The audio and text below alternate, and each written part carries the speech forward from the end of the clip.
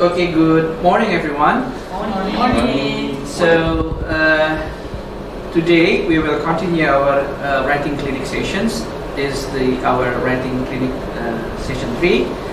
This sessions is the very last session that we will have. So during Professor Evan's visit. So first of all, we thank Professor Evan Berman from Victoria Wellington for coming to UI and share his knowledge and experience. I believe it would be great if we can explore some questions also from you, so we can have a better idea on how should we prepare and improve our draft. So I think we will have around 20 minutes question and answer sessions. And yes, so anybody would like to have started with any questions? Yes, please. Thank you. Yes. Sure. Okay, good morning everyone. Morning. Thank you Good for morning. the opportunity and my first question is how, based on your experience, how you find the topic of your research? That's a very good question about how to find a topic.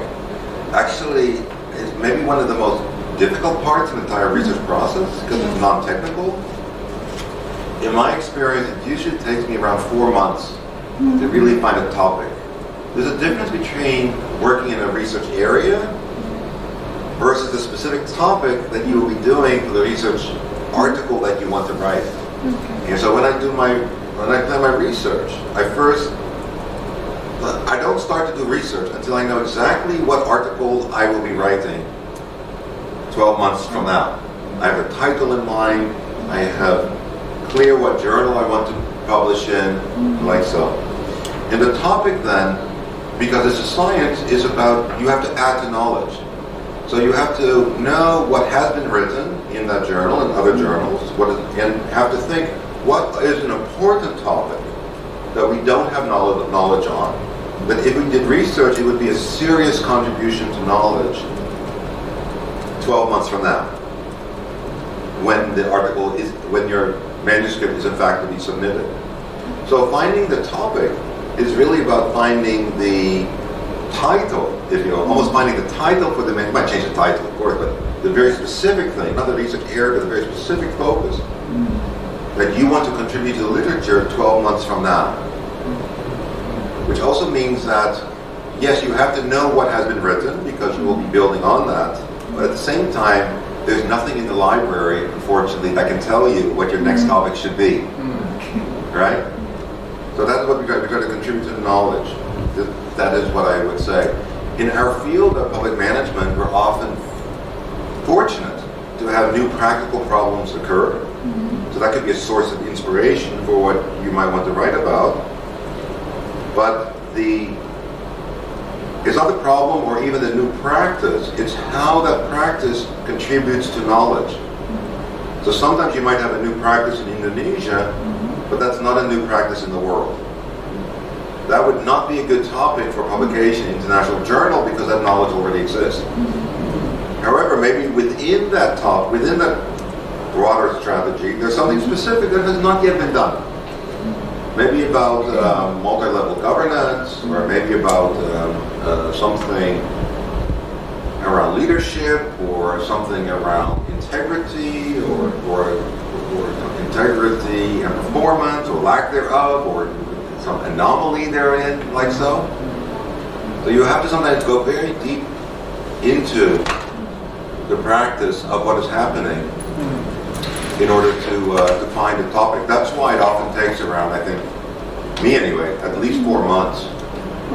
Yeah, but so you wake up and you hear something, oh, that's a good topic. But then you have to think, how will that contribute to actual knowledge? And so you might need to actually come up with 5 or 6 topics, and some of them, upon reflection, you might say, oh no, actually not such a good idea. It sounded good, but it was not.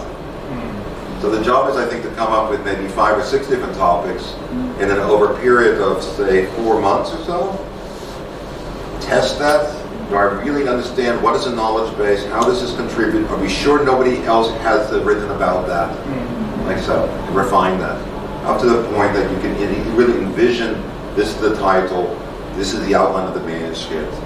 You really have that clear in your mind before you actually commit to working on it. It's a short question that you asked, but you can see it brings up a lot of things. Yeah. Is that helpful? Yes, thank you. Thank you. You're welcome. So a very interesting point that he made, that even he as a prominent, so to say, as writer that already produced so many articles, still need to reflect around 4 months to find a specific topic to be written. Okay, interesting point. So I would give you another chance also to ask any questions to anyone. Okay. Yes. May I? So, I've been said you about how we find a specific topic. Yeah. This kind of model of effort that we do. Then let's say we have a topic, see, and we sure that this topic will contribute to the knowledge and practice of it as well. But then we come to the situation that how do we, let's say, elaborate this idea, this topic. How can we translate it into article? I mean that how we outline our idea so we can have big pictures of our articles after we have topic. It's like designing an outline of our article. So you're talking. If I understand correctly, your question is about what's the outline of an article, right? So that's a very good question, because now you're going from the very first, even before the research, finding the title, to having assumed that you've done the research, and then how do you write it? Now, the outline of an article is standard in almost every journal these days, at least international journal. And the outline serves the purpose of helping us to communicate our findings and contribution and the conclusions. Everything about the outline is not you do this because this is the rule or anything like that. No. It's designed to provide the space for making the different arguments that you would need to make contribution to knowledge.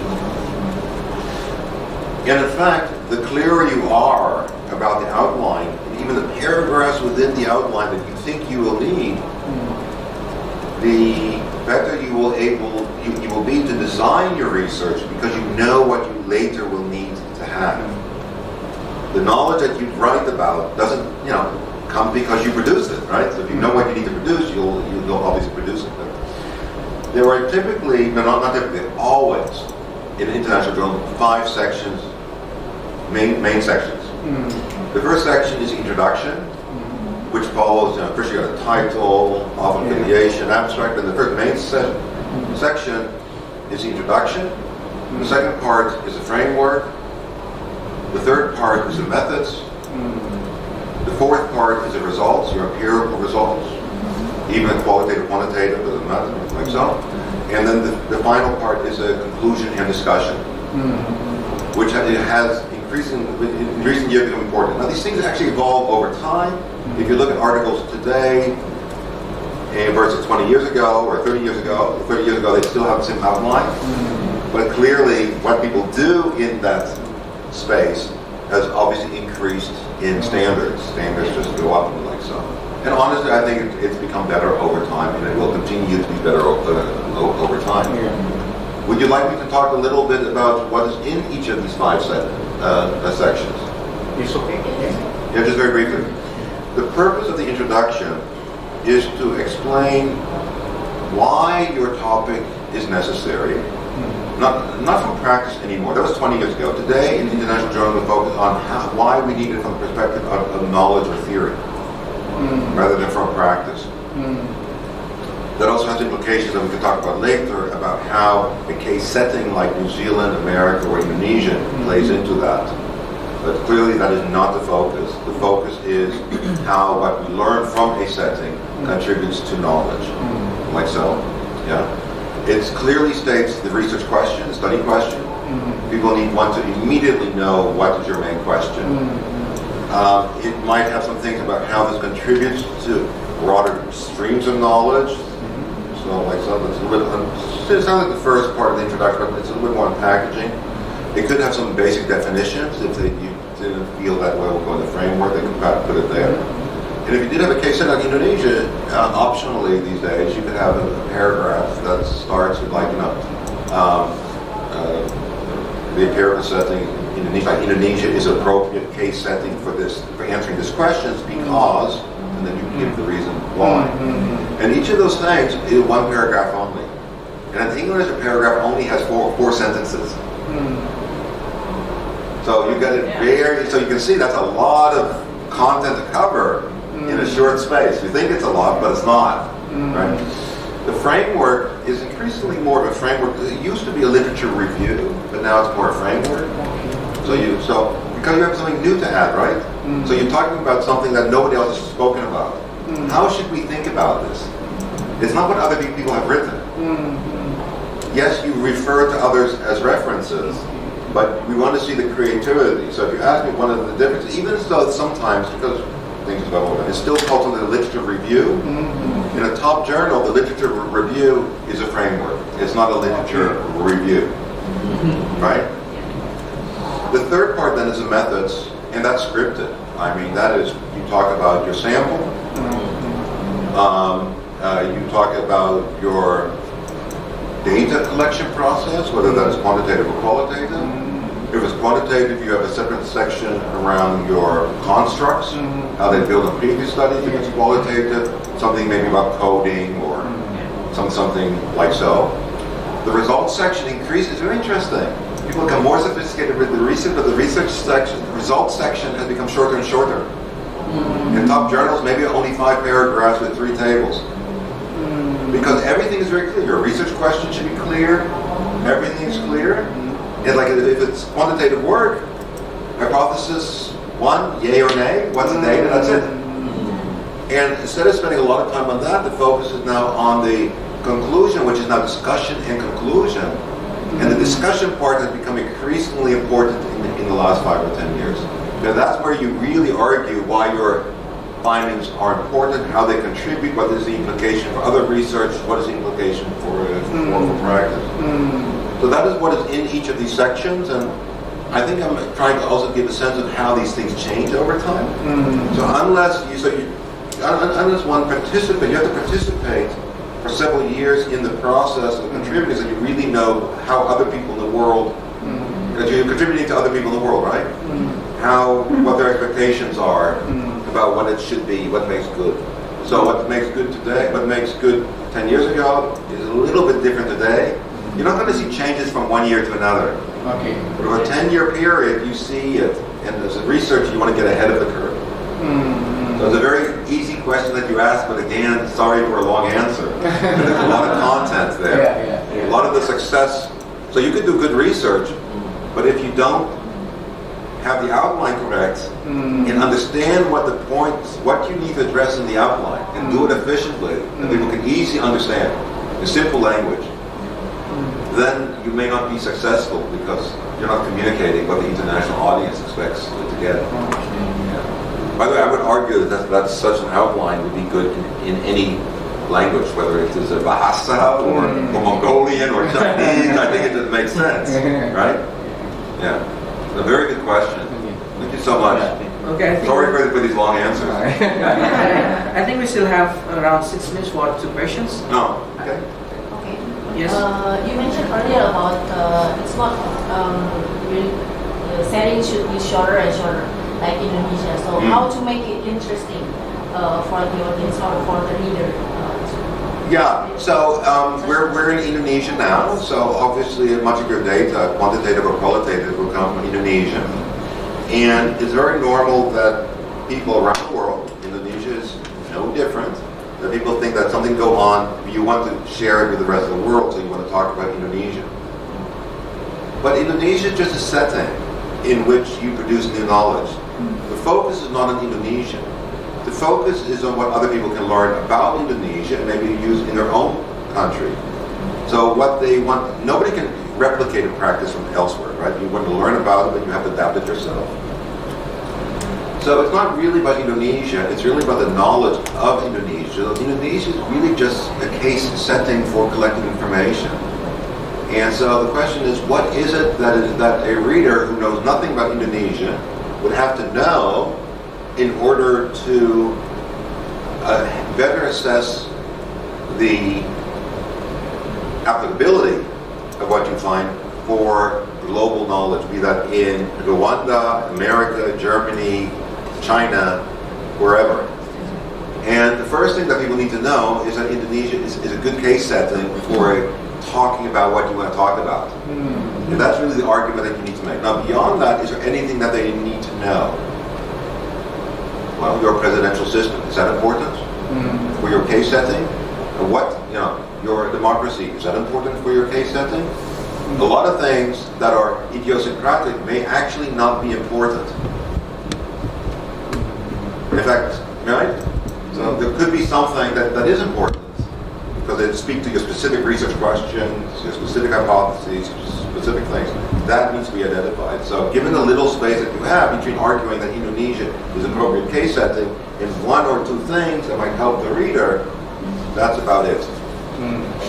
Yeah. So your research is never really about Indonesia. It's about the knowledge that you get from Indonesia. Okay. Yeah. Interesting point.